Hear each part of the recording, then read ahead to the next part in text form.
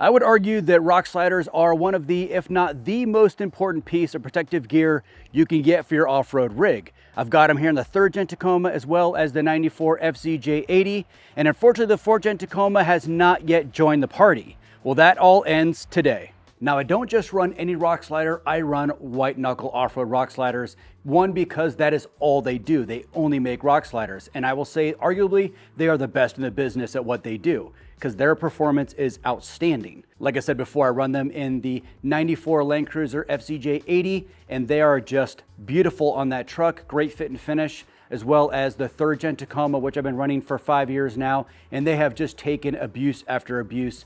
The most recent trip was in Moab, where I went out with a bunch of guys and I got some pretty good damage on the door, but not the rocker, mainly because the rock slider was able to pivot on a rock, get me over it, and it did a fantastic job protecting that rocker. And 2, White Knuckle does a great job of not just making them burly and durable, but they look incredible. Even the shipping package they come in is meticulously packaged.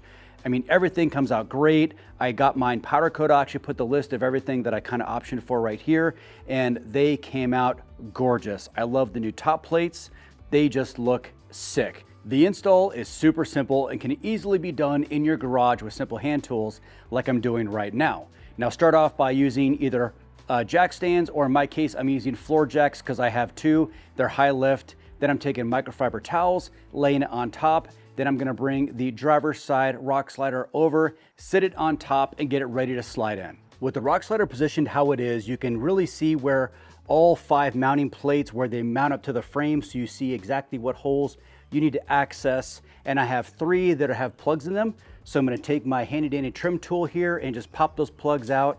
I've actually marked them so I don't forget once I slide this back, which is a really nice thing about using these floor jacks, is they actually can move kind of back and forth, so you don't have to go up underneath the truck to access it. So I'm gonna pull those 3 off, and then we'll get this thing pushed back in. We also have to remove the front cab mount cap that is under the frame. That's gotta come out so we can access inside the frame through that hole there. Now we're gonna push the slider into place, lift it up to align the holes, and start our hardware. We're starting here at the front part of the frame on the very front mount that goes up underneath the frame, and it takes 3 of these 30mm by 1/2 inch bolts. It's also going to take this little 2x2 square plate, and this is going to go inside the frame, and one of these bolts is going to go through it. And again, all the tools I'm using are going to be a 17mm and a 19mm sockets, and then ratcheting wrenches just in case I need to get something that's a little bit tighter access.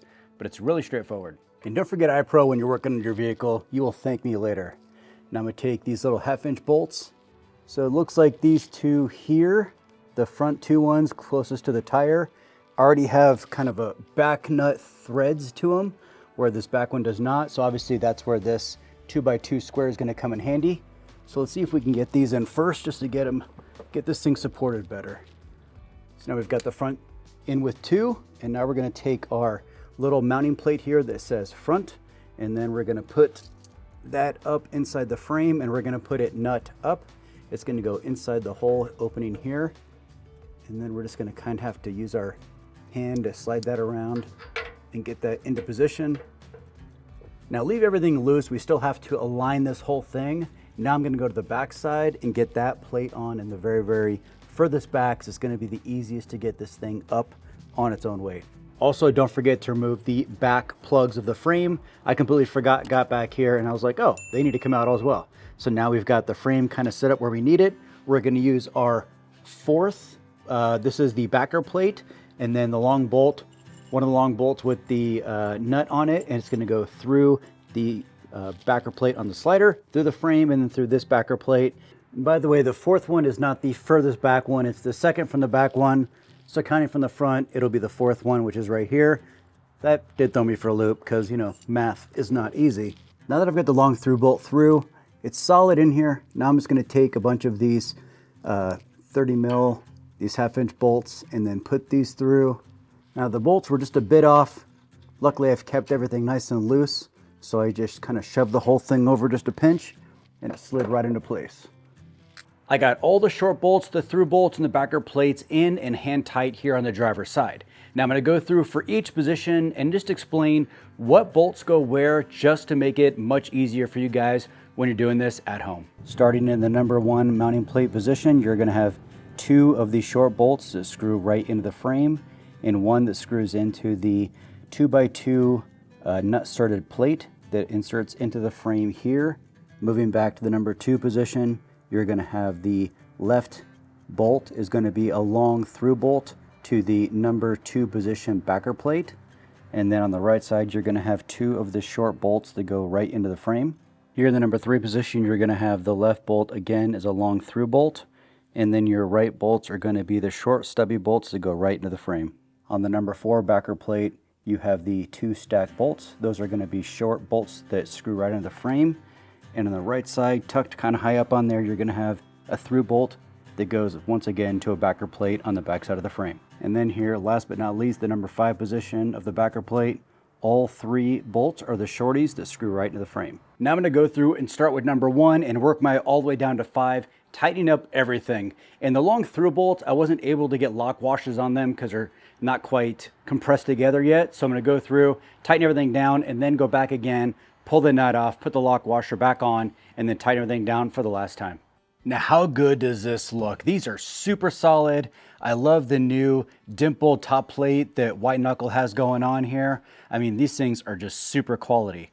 I also got the kick out on the back to kind of get everything around that rear tire. And I got the flat angle so that I can stand on this to access things on the roof, as well as getting film and those kinds of things, you know, YouTube. So I am so excited about these. These look amazing. It really fits the look of this truck. And God, I mean, the quality is just, take my money all day long. White Knuckle Off-Road is fantastic. Okay, now we're in the passenger side, and it's gonna be pretty much the same thing, except we have to work around the gas tank, which is gonna be just a little bit of a finagling, but we'll make it work. And here on the passenger side, we're gonna begin by removing the highly protective plastic gas tank skid plate.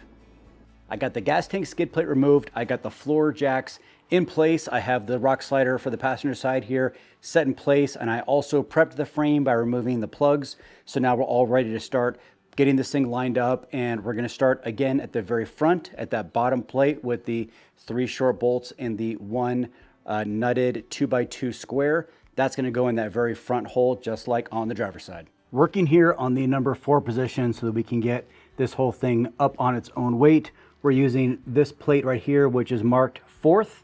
And it also has a welded in rib nut that's flush on the plate. So these are really good quality. All we're gonna do is sneak it between the frame and the gas tank and then run the long bolt through, catch it, and then just tighten it down. Everything's gonna be hand tight for now, and then we'll go back and tighten everything as we go. Little change of plans. I'm actually gonna put the short bolts in first, only because the long bolts aren't quite long enough to grab it with the washer and lock washer in, because there's a little bit of a gap between the mounting plate and the frame itself. I'm going to go through and put just all the short bolts in and just kind of snug it down to get those through. That way I can grab the threads on this back plate here. Got number 4 with the short bolt and the 1 long through bolt in with the nut inserted backer plate. And now we're going to do number 3, same idea, 2 short bolts, and then we're going to put the long bolt through and work our way down to 1. And we have to come back and just do the 3 short bolts here on the very last one. Very straightforward. Passenger side is all buttoned up. It looks so good, and it's rock solid. Now don't forget to reinstall the skid plate to your gas tank, as well as reinstall the 2 cups that cover up those front body mounts inside the frame. Now how awesome is this? I have all the protection in the world, and now I can access things on top of the Prinsu rack a lot easier. Now, White Knuckle Off-Road absolutely nailed the design on these. They fit the 4th gen perfectly. The new dimple plate looks so good. I have all the confidence in the world that these rock sliders are gonna protect the truck in whatever situation I throw it in. Hope you guys liked that install. If you did, be sure to hit that thumbs up, be sure to subscribe, and I will see you guys next time.